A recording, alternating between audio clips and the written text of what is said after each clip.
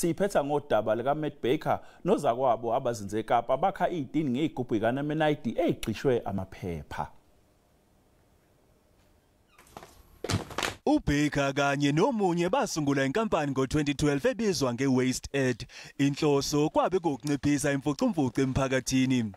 Njengamanje isikhiqiza ama-eco-brick okuyizitini zokwakha ezenziwe ngezigubhu zoplastiki zonemenayidi ezigxishwe amaphepha.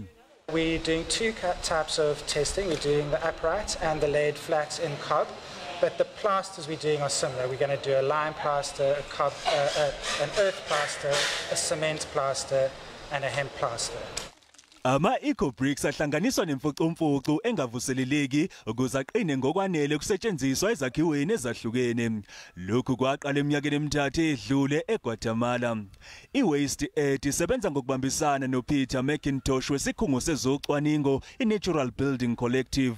Kumanje uqhuba ucwaningo malungana nokuthi ama-eco-bricks angakwazi ukumelana nesimo sezulu esiguquguqukayo ezindaweni ezahlukene.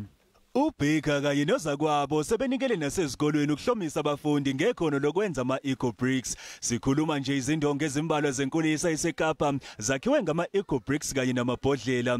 Njengamanje iWaste Aid siyenza ama-eco-bricks ezindaweni ezingaphezulu kwezinkulungwane ezingama-20 eKapa.